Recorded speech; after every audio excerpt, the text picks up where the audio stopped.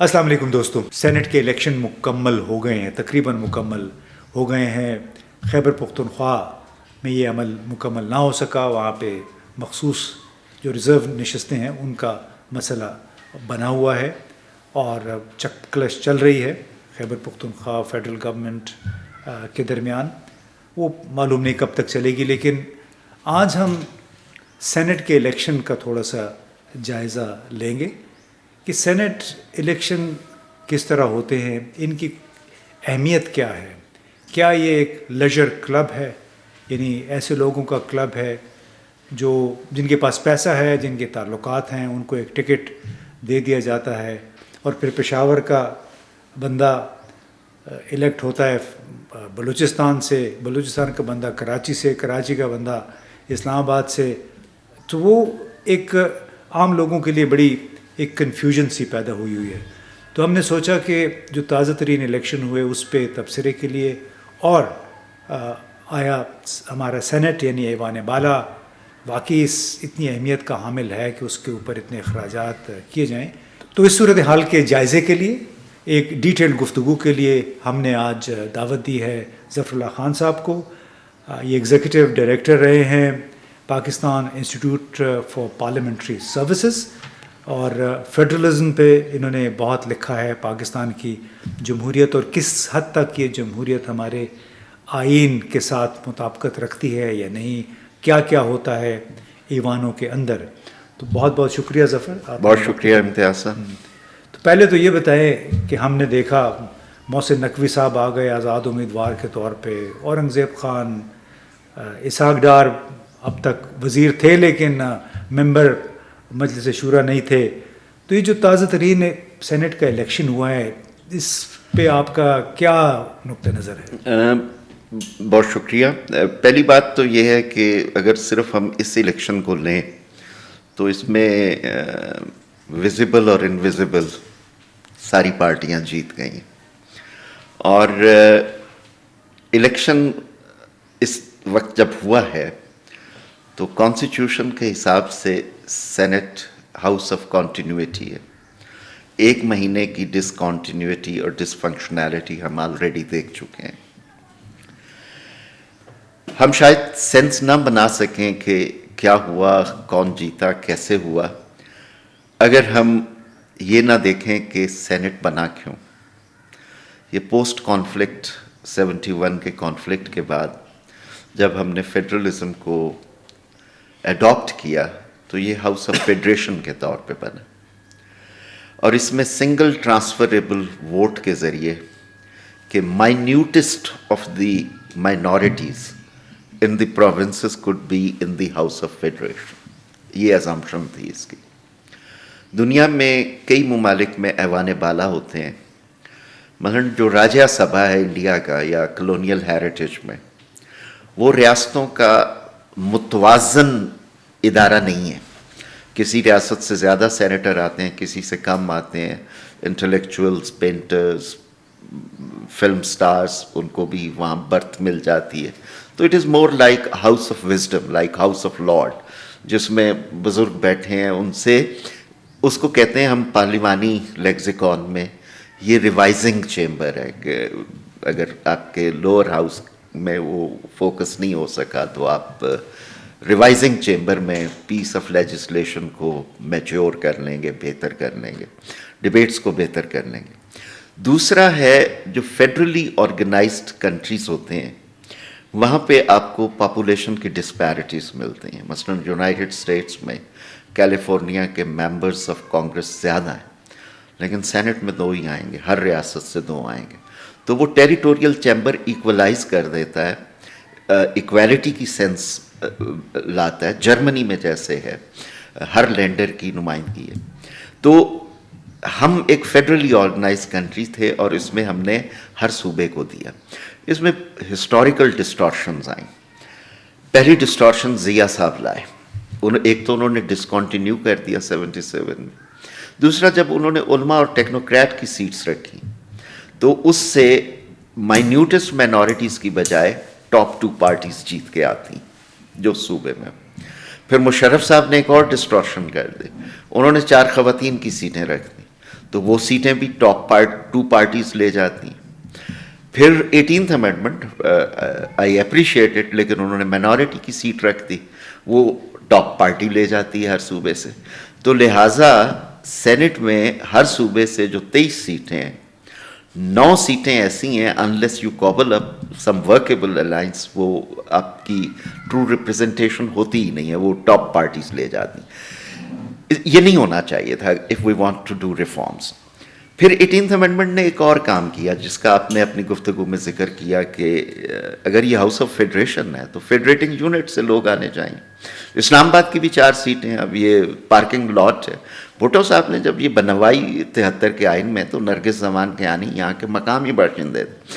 دوسرا انہوں نے ایک ٹیلنٹ کی ونڈو بھی رکھی کہ عزیز احمد صاحب سینیٹر بنے جو فورن منسٹر بھی رہے.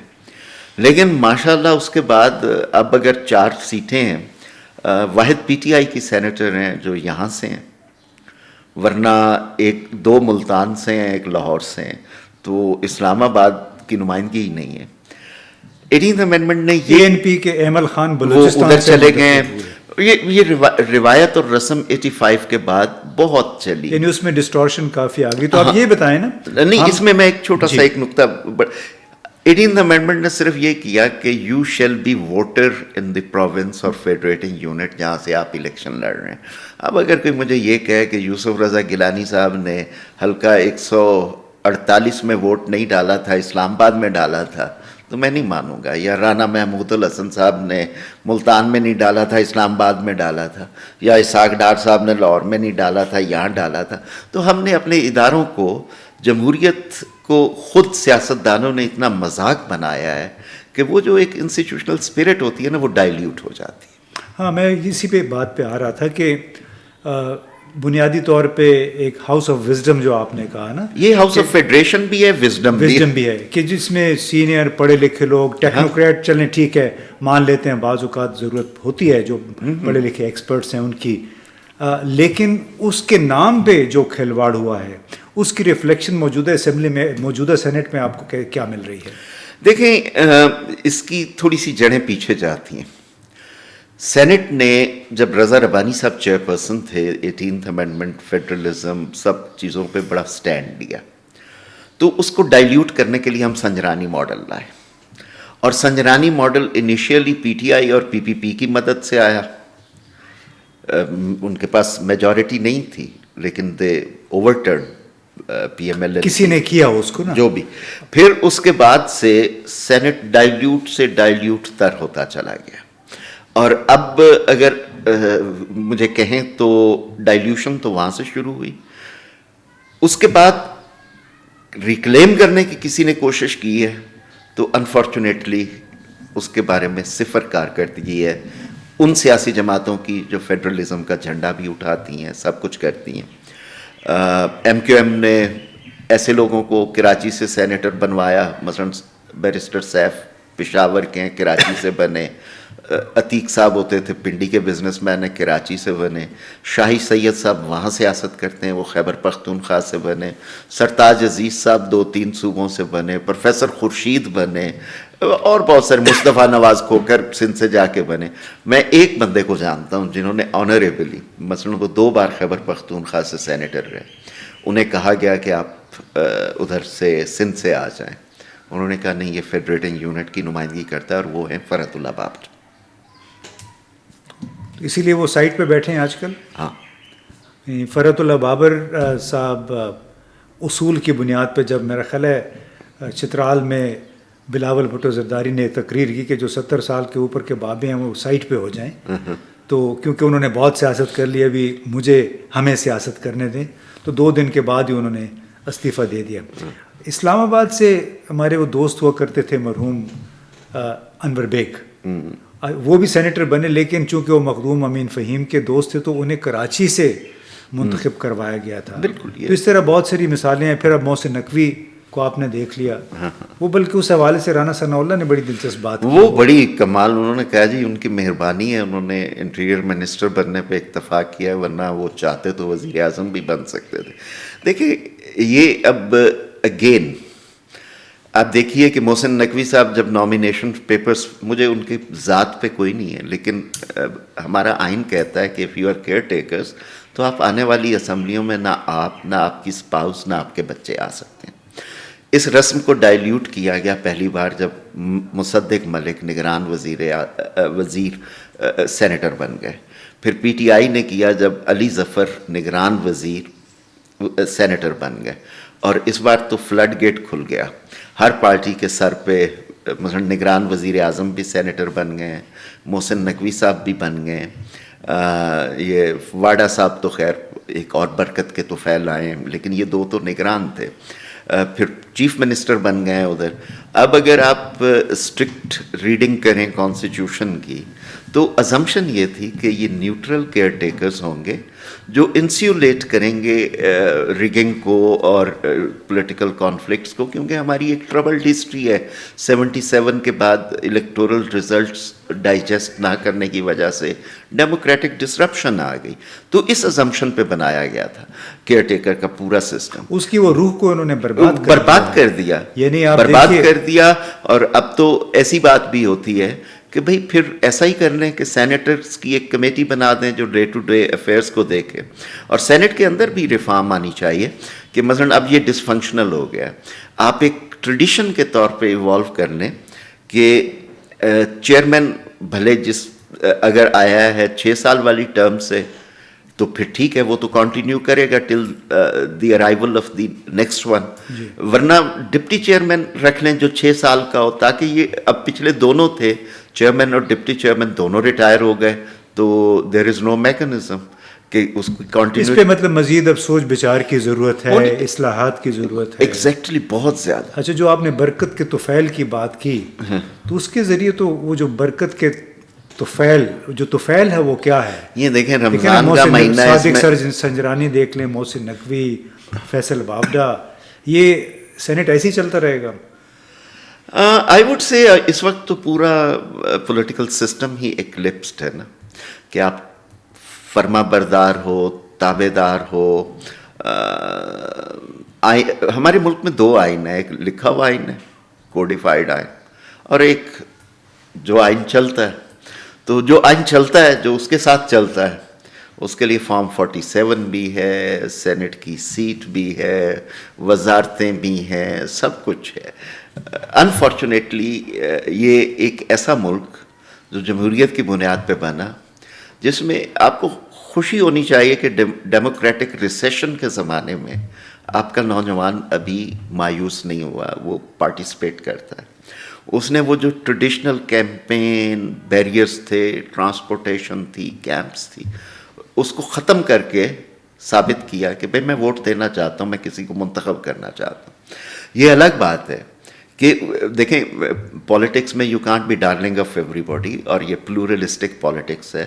نوجوانوں کو بھی یہ سمجھنا ہوگا کہ پولیٹیکل گیم میں there are other players as well, اور کوئی ملک میں انقلاب نہیں آیا، یہ ایک ایوولوشنری پروسیس ہے. You can gain 2/3، you can gain simple majority, لیکن you have to coexist with other political actors. لیکن ہیونگ سیڈ دیٹ، ابھی تک ہمارا نوجوان، ہماری میجر پاپولیشن، مجھے لگتا ہے کہ اتنے کرائسس کے الیکشن میں بھی 50% تک تو لے گئے ٹرن آؤٹ کو.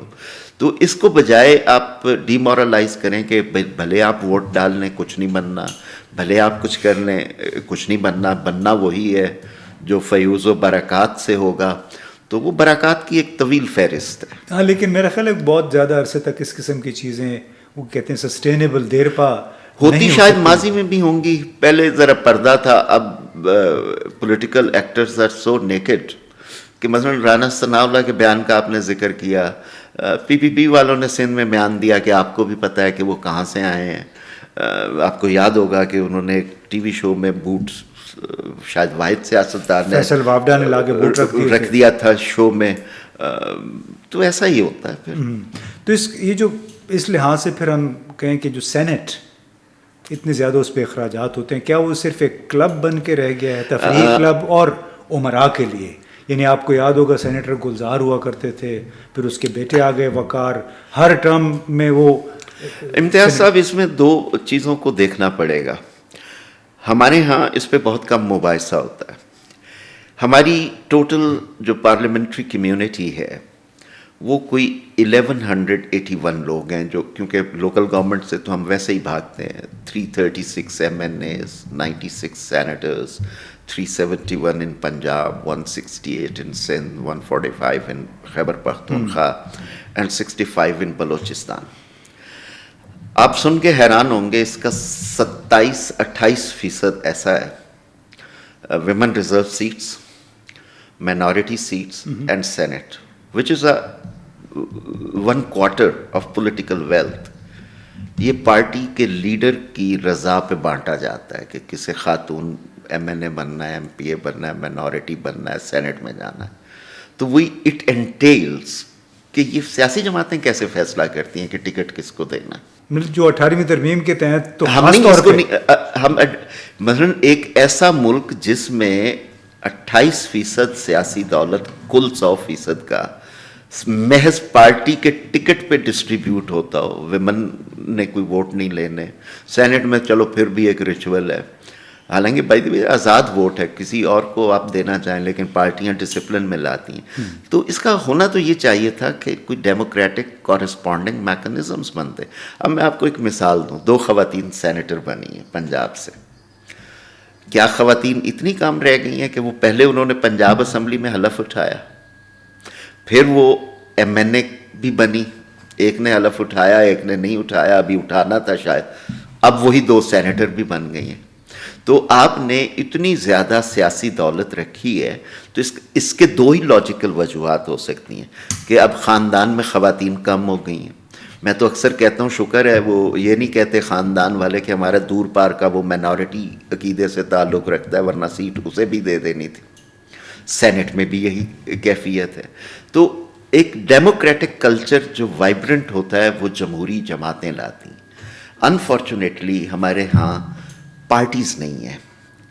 اچھا پارٹیز تو ہیں, اس میں جمہوری سوچ نہیں ہے. جمہوری انہوں نے جاگیردار ہے, چودھری ہے, نہیں, اس کو انسٹیٹیوشنلائز نہیں کیا. مثلاً آپ کل سیاست جوائن کرنا چاہیں تو کوئی انٹری پوائنٹ ہے ادر دین بینگ ATM, آپ جا کے خرچہ کرنا شروع کریں, you will be on radar. Senate میں آپ ضرور آ جائیں گے, یا پھر کہیں سے NOC لے آئیں تکڑا سا, فیوز و برکات میں آ جائیں گے.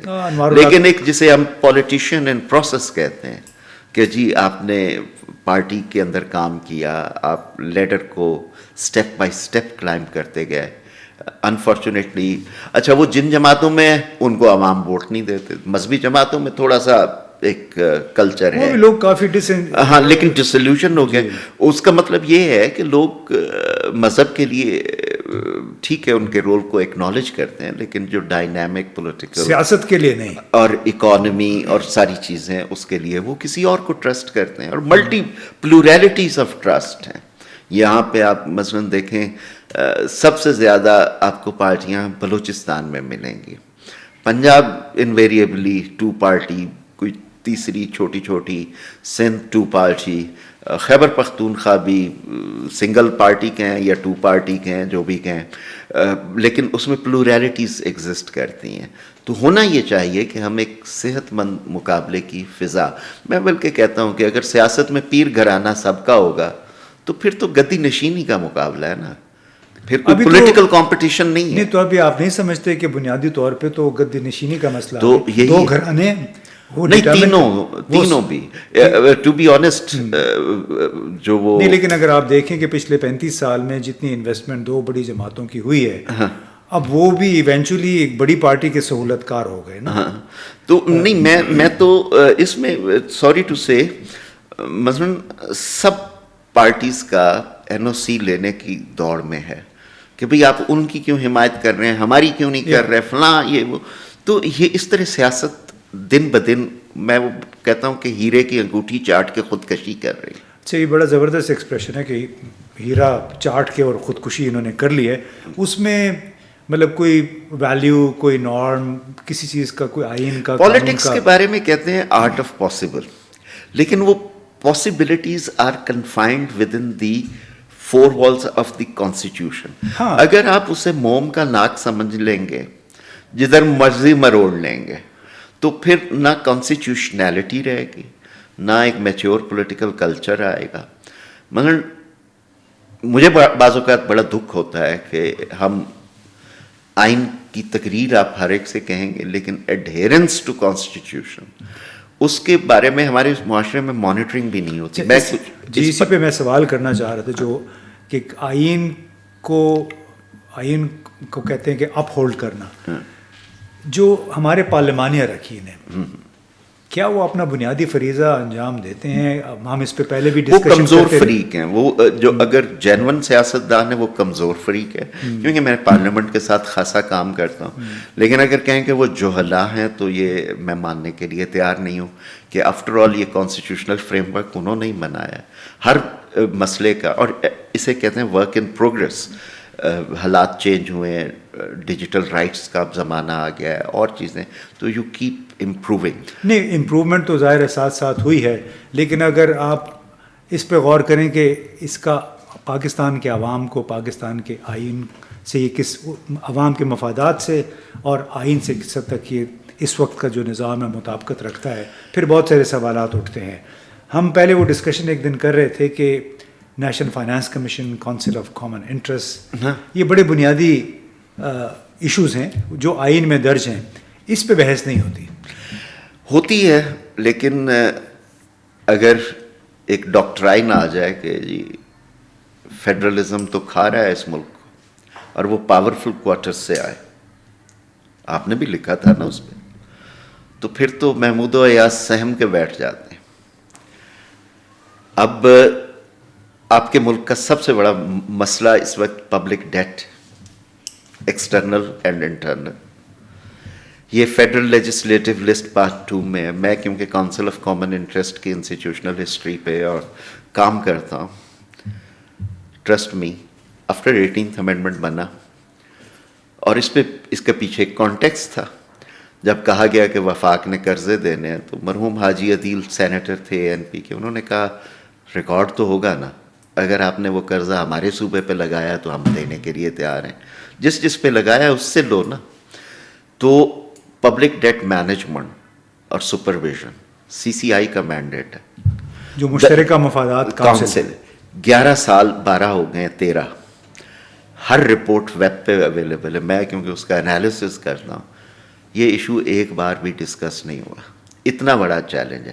کیا اجازت نہیں ہے؟ جب آپ وزیر خزانہ تحفتاً لیں، اور تحفہ بھی ایسا ہو، مثلاً حفیظ شیخ صاحب ایسا تحفہ تھے جو ایک سے زیادہ جماعتوں نے اس سے استفادہ کیا. شوکت ترین صاحب بھی ایسا تحفہ تھے جس کا ایک سے زیادہ جماعتوں نے استفادہ کیا. ایسا ہی ہے نا.